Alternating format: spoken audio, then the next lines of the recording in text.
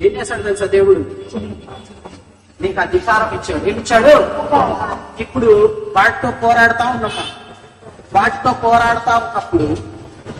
వాటి మీద నీకు వాటి మీద నువ్వు జయం పొందాలంటే, వాటిని ఓడించాలంటే, అవి నీ కుటుంబాన్ని వదిలిపెట్టి వెళ్ళిపోవాలంటే నువ్వేం చేయాలి తెలుసా? దేవుడు ఏమిచ్చాడు తెలుసా? నీకు ఒక అధికారం ఇచ్చాడు. ఏమిచ్చాడు? ఒక అధికారం ఇచ్చాడు. ఆ అధికారం ఏంటి తెలుసా? ఆయన రక్తం. హల్లెలూయా.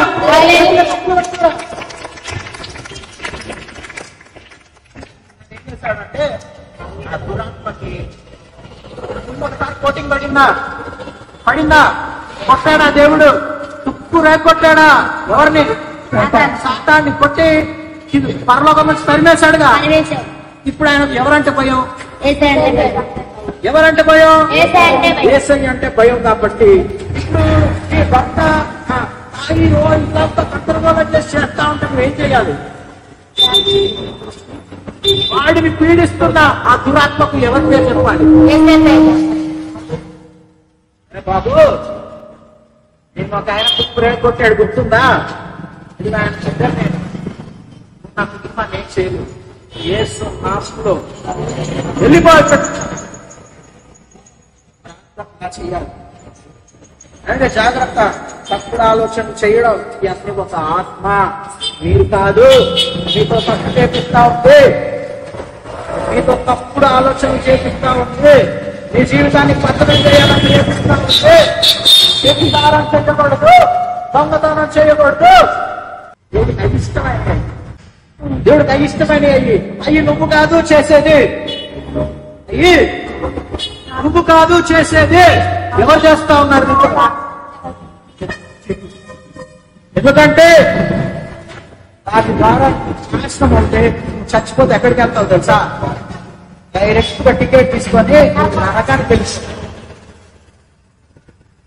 ఇక్కడ పొందే బాధ, ఇక్కడ పొందే వేదన ఇక్కడితో వదిలిపెట్టేసి నువ్వు పరలోకం వెళ్తే సంతోషంగా ఉంటావు. ఎక్కడికి వెళ్తే? పరలోకంకి వెళ్తే సంతోషంగా ఉంటావు. కాబట్టి పరలోకంకి వెళ్తే సంతోషంగా ఉంటావు. కాబట్టి నువ్వు ఇక్కడ చేసే అన్న ఆపం, నీకు ఆయన సహాయం కావాలి, ఆయన తోడు కావాలి.